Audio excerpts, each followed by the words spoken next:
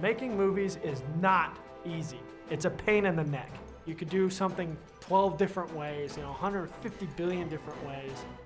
It starts on the page first with the storyteller, with Brad Bird. I gotta finish the script just so that we can get going on finishing the first pass. Hey! We were just talking about you and the dialogue for the prologue. Writing is really hard. The part where Helen calls 911. Do you have anything written for that yet? Because I was just ad-libbing. You have this white wasteland of the blank page. There's nothing there. And you have to kind of just drag something into being. But once you get one thing into being, it kind of suggests another thing. And if you get two characters in a room and they start talking to each other, things start coming out. And pretty soon you're like, whoa, what's this?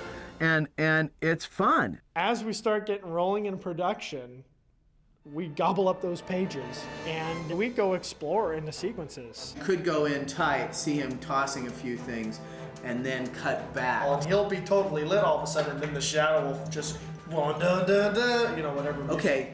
We'd work on scenes and we'd have the scene awesome. From beginning, middle, and end, in this one scene, it's perfect, it stands alone. The thing with movies is no scene stands alone. It's not hard to find Mark Andrews in any crowd. He kind of sticks right up there.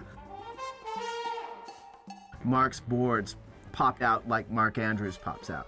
He goes straight to a drawing. He knows what he wants to say and he says it. If you say, no, I don't want to go that direction, he's like, how about this? He's always got a new idea. He's always got another idea. If you shoot him down, he pops right back up again. He can't be stopped. He's a force of nature. I don't want to stop him, but I'm just saying it can't be done.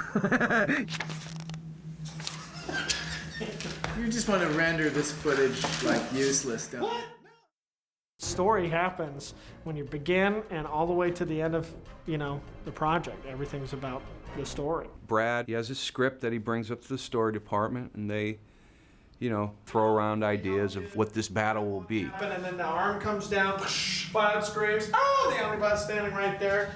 The story pitch in animation is to give the director a sense of how the sequence is going to play.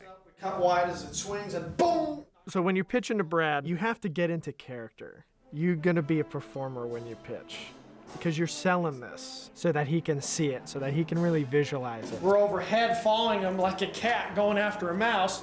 So if it's intense, if it's an action scene, you want that director riveted, sitting back in his chair. As Bob gets the car over him as a shield.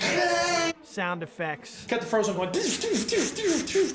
I mean, the more you lay in, the better. So it's more feeling, is he getting out of it the storytelling that he needs to get. And then we just cut to the limit. Well, it's big. We make notes and get the bits right, the details of the action, of the blocking, of the story points. Once we nail that, then we go into filmmaking aspect of it. Doing animatics is basically adding movement to storyboards. It sort of brings the reels to life very early on. When I have an idea, I don't just see the business. I see shots. It's almost like another character in the scene is where the camera is and what is the attitude of the camera. And you can make the camera anxious. You can make it bored. You can make it theatrical and flourishy. And to me, that's like using language in describing a thought. We give Andy all these parts. Touch a bit of the floor and a slight touch. If it's a camera move with a pan, we don't know how long the pan's going to be for timing. Andy's going to determine that, really. And push in on the inside so the two camera moves are... Okay, all right. And Andy's a great artist, and he will fill in, and it's seamless.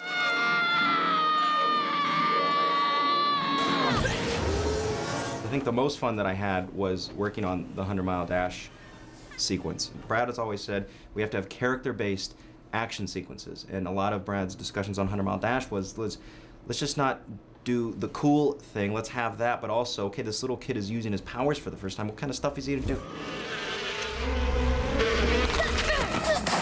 He's gonna trip. You know, he's gonna run through a thing of bugs and fall and cough one up. You know, he's gonna do things that a kid would do in that extraordinary situation. I'm alive!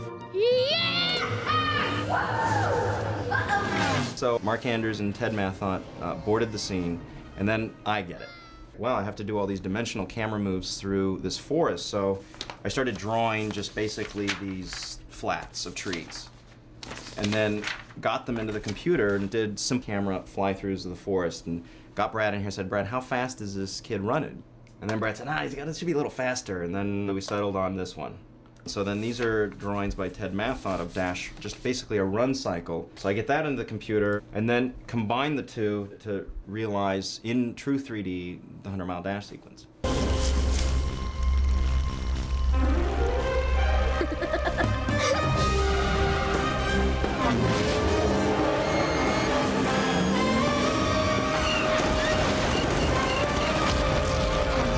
There's not another part of the film where you learn as much about the process as in story. Going over sequences again and again and again and again and getting parts right, but still parts aren't right, and putting it on a shelf and coming back to it, and it's been a labor. You feel like you've completed a long journey. You know, it may not be fun to go, you know, through the Gobi Desert, you know, but it's kind of cool to say that I came out the other end.